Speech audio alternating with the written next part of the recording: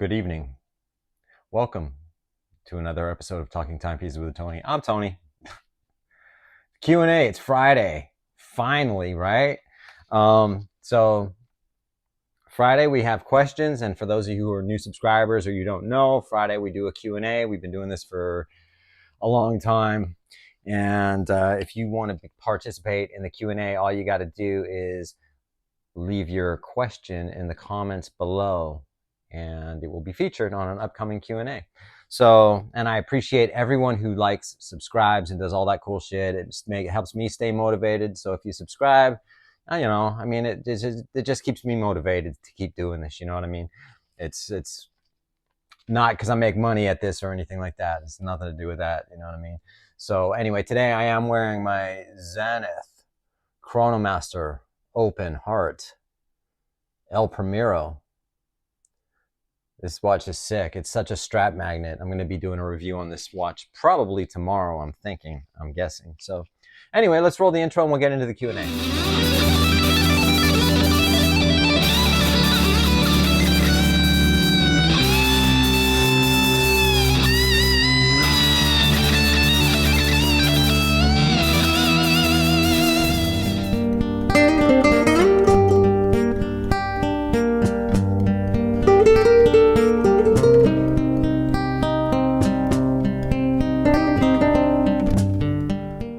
Real quick, I apologize for this, but the first question I got, I answered it completely incorrectly. As I was editing it, I thought he was talking about the Sea-Dweller, not the Sky-Dweller. So the question comes from the Butcher 1865.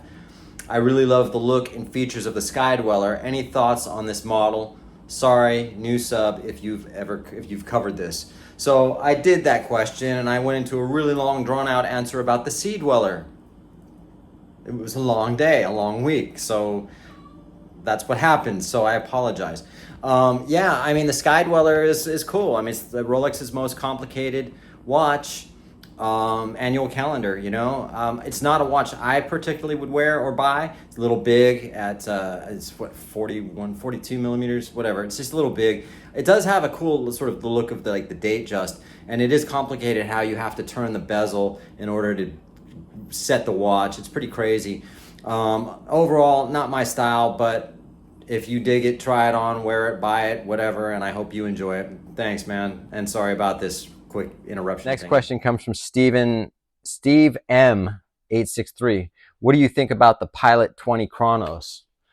The Pilot 20 Chronos, I'm assuming you're referring to Zenith.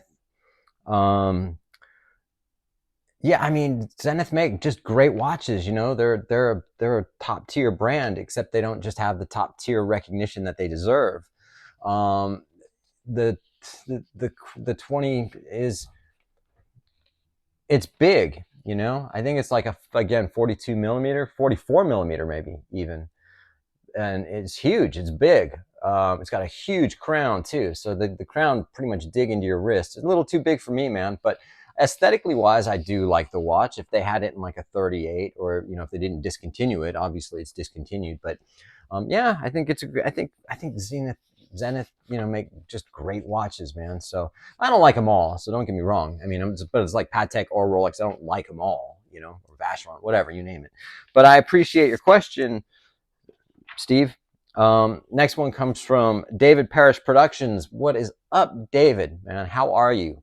Hope your family's doing well. Everything's good. Always appreciate your questions, man. Question for Friday. Hey, Tony, love the channel as always, but I'm dying to know, how do you recall watch reference numbers? Do they just pop in your mind when you picture a watch? Do you have to practice memorizing them? I find it amazing and impressive. Thanks, man. That's a good question. No, I don't practice. No, not at all. I just don't do that. I think I've had enough interaction with some of the watches, you know what I mean? So it's funny. I probably know more Patek reference numbers than I do anything else, you know what I mean? So if I was looking at for instance, a 5119G, I'd know that that's an older reference, Patek Philippe Calatrava with the hobnail bezel at 36 millimeters. if you take the 5119R, for instance, so anytime a Patek reference has a G after it, that would be white gold, right? If you take say a 5119R, then that would be rose gold. Same exact watch, but different color metals, you know, so you have white gold and rose gold. So for instance, you could take the 5226G, that's going to be in white gold. They don't make the R because they don't have it in rose gold. It's just white gold. If you take the 6119, the same thing, 6119G versus 6119R, you're looking at the same sort of, again, with what type of metals it is. I think also they make a 3119, which would be a 33 or 34 millimeter. Same watch, same Calatrava, you know, and then you take a 5168, you know, like a Aquanaut or something. You could take a Rolex 124060, you know, that's the most recent Rolex Submariner. You can take the 126, oh my gosh, 126500, 16, oh my gosh, 165, I'm sorry, 1265. See, now I'm getting confused. I've got it all stuck in my head now that I can't see. But you know, like for instance, the 126710 BLNR is the Batgirl, right? The 126710 BLRO would be the Batgirl. You have the 126710 GRNR, which would be the two-tone, right? And various different Rolex date justs. 126500 LN, you know, Submariner, the Daytona, both Panda and reverse Panda, you know. So you ask me what the reference number is on the Zenith, and I wouldn't be able to tell you. You know what I mean? My Vacheron Constantine, I have a hard time with that one too, but I think it's a 5818. See, that's the thing. I don't practice them, and some of them like Omega or like Zenith, for instance. You know, it's one of those things. It's just the reference numbers are so long on some of them. You know what I mean? So you know, but you know, like the guys at Hodinkee and whatever. Yes, I've got the 5711 for 15 different. You know what I mean? And that's every watch they refer to is just by a reference number, and it's like, come on, man. You know what? You know, if you say it's a Rolex 1267 whatever, then that's fine. But if you go, well, I've got the 1267 BL, you know, it's just making me confused. But that's the thing. It's not so much practicing it. It's just, I guess, getting to know the watches enough and something that you'd be interested in, and then knowing what the reference number is. You know, it's kind of just that sort of applied. You know, and I'm generally pretty good with numbers anyway, but not right now. All right, man. I appreciate your question. Have a good one, Dave. Say hi to your family. This next one comes from PQ19476. Hey, Tony, have you heard of the 38mm Rolex Submariner that is set to be released next year? Oh, joy. Close source and friend works with Rolex and says it's coming. What are your thoughts? Seems like a vintage play like they did with the Tudor Black Bay 54. Okay. I'm not slamming you by any chance. I appreciate your question, man. But anybody who tells you anything is full of shit, all right? You know, Rolex employees have to sign a non-disclosure waiver, you know what I mean? I mean, they can't talk about anything. And if they do, they're going to get their ass canned. They're going to get fired. You know, everyone says, well, I heard from a very close source. You know, it's, you know, granted, I hear from my AD is a pretty close source, right? And when these rumors come around, it's like, and no disrespect to my AD, because a lot of these ADs do this too. It's like, well, did you hear they're going to discontinue the Pepsi? And I'm like, no, they're not. I'll bet you lunch, you know, and then they don't. You know, I've heard from a close source that they're going to discontinue the Rolex Datejust motif dials. They did discontinue them. That's luck, man. That's like, you know, guessing the lottery. If it happens, it happens. And that's just sheer coincidence by, you know, by them saying that to you. Or if it does happen, you can look back at me and go, so you're full of shit, you know. But I don't believe it, dude. I ain't buying it. I doubt it.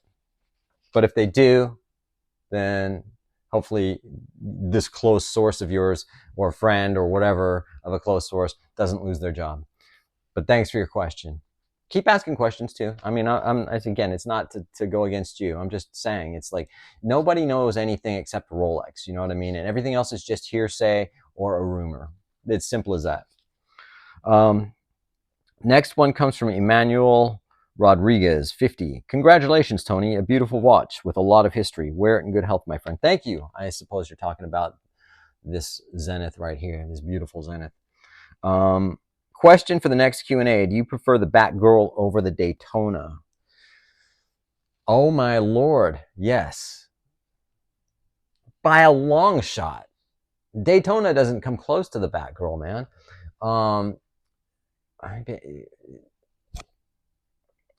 People put the Daytona on this pedestal where it really doesn't belong. No, I'm sorry, man. I'm gonna say it because the Daytona is a nice watch and it's a good looking watch. But why does everyone want one? It's because it's hyped. It's so freaking hyped up. You know, back in the 90s when I was first like buying Rolex and things like that, you could buy a Daytona at the AD without any problem, you know. And you know, now just because of Paul Newman's watch that sold for what, 17 million bucks or whatever it is, it's become this hype. You couldn't give the Daytonas away back in the day. The thing is, the Daytona is a nice watch, and I'm super grateful I got allocated one. But it's not legible, and that's really huge for me. You know what I mean? It's just not legible. I cannot read it unless I have my reading glasses on. And these are prescription reading glasses, not the type you get from Amazon or anything like that, you know. But, and if I have my regular glasses on, these are just my regular glasses. I mean, it's really hard for me to read any watch with my reading glasses on because of the way that my vision is. But I can still read this Zenith with my regular glasses on, man. If I don't have any, I always have to wear glasses. But if I don't have any glasses on, I mean, I can't even, I'm just blurry. But so, yeah, I'm sorry to make that question longer than it needed to be. Yeah, the Batgirl's super legible.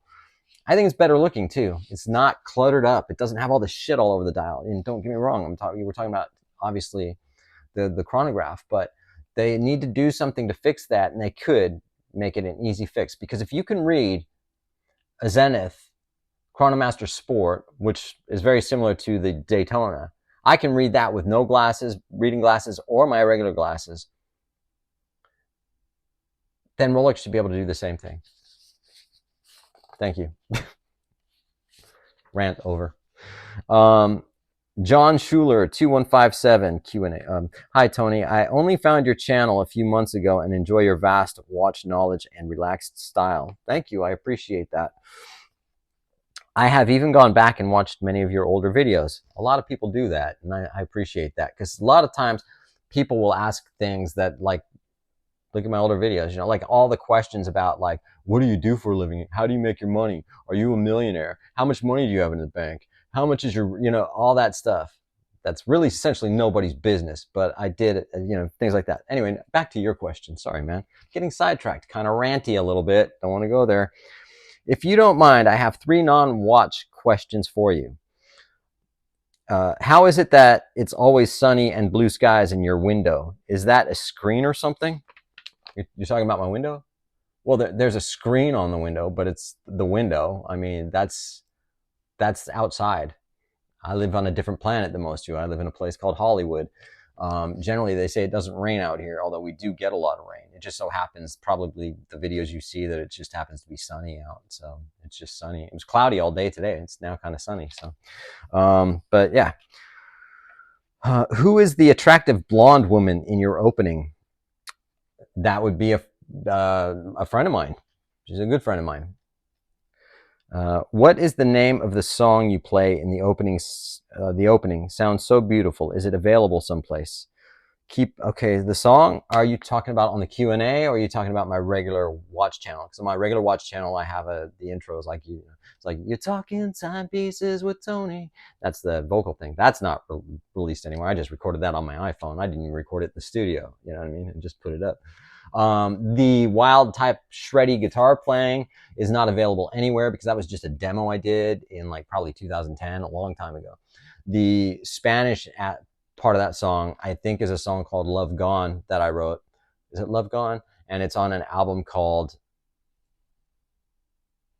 Another Rainy Day, which is next to that big, let's see if I, let's see, no, there, Another Rainy Day, the shitty album cover. It's a shitty album too. That was a good song on it though. I appreciate that. So yeah, that's available. And if you just want to watch it, there's a full music video of that on YouTube. I think, again, I think it's called Love Gone. I don't remember half the names of songs I've written, so, but I appreciate it, man. You have a good one. Thank you. This next one comes from Doc and his watch. Congratulations, you're such a Zenith fan. Thanks, I am. I don't have one, but the brand is amazing. It is. I would love to see the Chronomaster Revival Shadow in the metal. I think I would love it. What are your thoughts on this model? Congrats. I think it's awesome. I think the the Revival Shadow, is a great watch. It's not one that I would purchase. I would purchase the Revival, just not the Shadow. I just don't like the old blacked out case and the whole blacked out thing and whatever. They do make the Revival, stainless steel cases with a brown dial, which is awesome. I love that one. Or the white one, the white dial, which is the Panda, which is really, really amazing. However, I just mentioned that the Chronomaster Sport is legible, but the Daytona is not. The Zenith Revival in the white dial with black subdials, it was more legible than the Daytona, but it was a little bit like, oh, this might be hard. I almost bought that too. I almost bought it. Congrats though. I mean, if you're gonna get it, check it out, man. Buy it. And if I did own it, I'd put a leather strap on it. I would take that ladder bracelet off of it. But thanks, man. Next one comes from Austin Craig in 7391. Great Q&A, Tony. Have you looked into Czapek as a brand? I know about Czapek, dude. I know. But I know that you know too. So you're actually saving me having to blurt out all this stuff. It's a weird brand that a lot of people look over. It's pronounced Czapek. Thanks for that, dude. For those who don't know. All right, for those who don't know.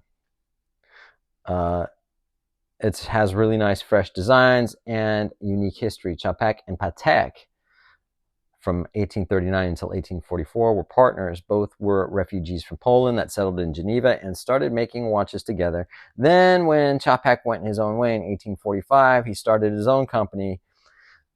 Dude, he shouldn't have done that. And Patek went his own way along with Adrian Philippe. They started the known brand, Patek Philippe. So Czapek was the original partner of Patek's watchmaking operation. Look at some Czapek models and their limited editions, some of the finest watches out there. Yes, they are a high horology brand, and you can't take away the history and what they did. Just basically Czapek and C. It's not just Czapek, right? So they are, but some of them don't appeal to me in aesthetically wise. I mean, as far as mechanically and the history and the heritage of the brand, yes, but just not so much aesthetically. But they are great watches. They are a great brand. Of course, I've heard of them, and and they're expensive. You know what I mean? Not as expensive as a Patek, but they are expensive. So, but I appreciate you sharing this with us, so other people can look into Czapek. All right. And I'll spell it for you if you don't know. It's Czapek. Pek. Thanks for your question, dude. This is from Danny in Bay Ridge. Okay, no BS. Okay, I don't know why I said that. You never BS. But anyway, how is the legibility on your new Zenith? Asking because that watch is seriously beautiful and your eyesight sounds as bad as mine. So if it's legible to you, then it might be something I should pick up. I suggest you just check it out because I don't know how bad your eyes are, bro. But and one of the problem areas that you would have with that is where the open heart is when the hand gets there. I'm not having any problem with that. It's not as legible when you get to the open portion of the dial, but it's still readable. You know what I mean? So, but check it out. I think I responded to you, man. Go in there. If you have glasses, take off your glasses. If you have prescription readers, or like me, I have prescription sunglasses as well. Do it always and just check it out, you know. But it's a sick watch, man. Thanks for your question, dude.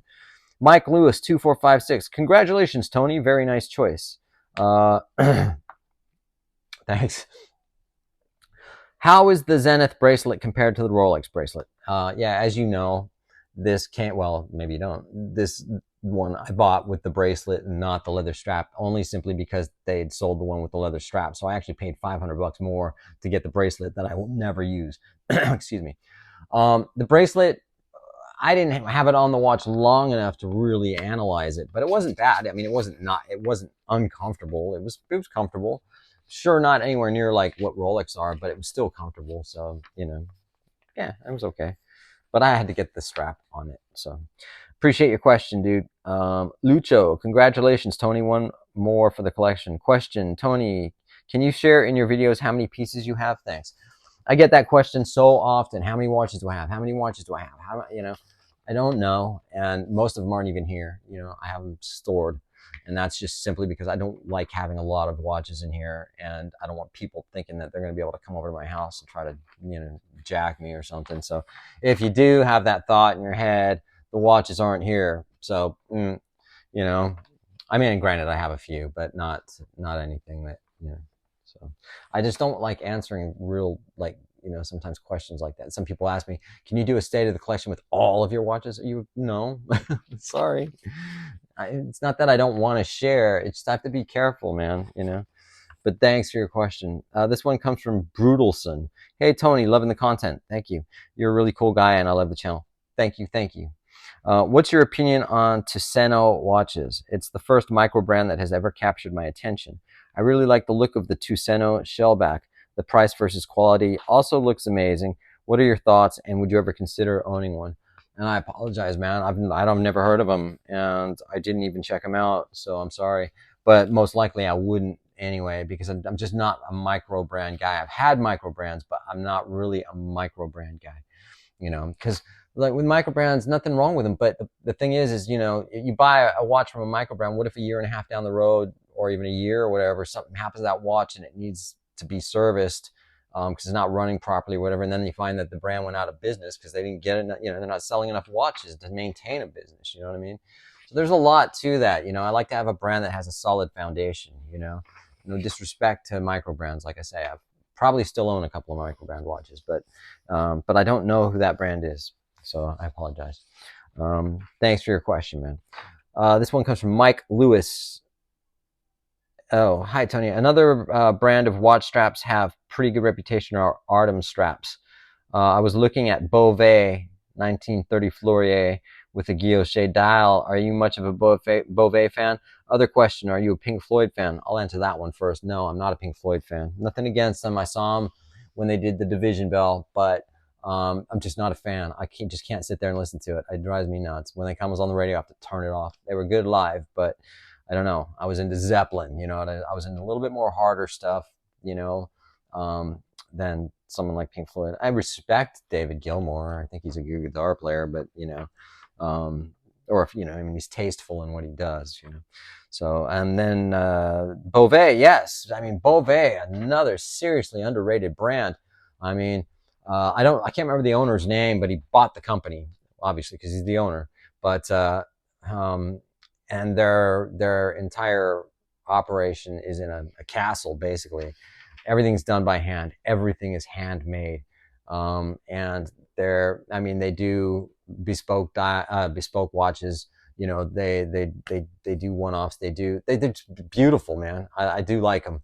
So one day I might get one if I can ever afford it. You know, yeah, you could buy them on the secondary fairly cheap, but you know, yeah, I like Bovet. So having said that, this video is really long. So you guys have a great great weekend, and ask questions. I appreciate it. Talk to you later.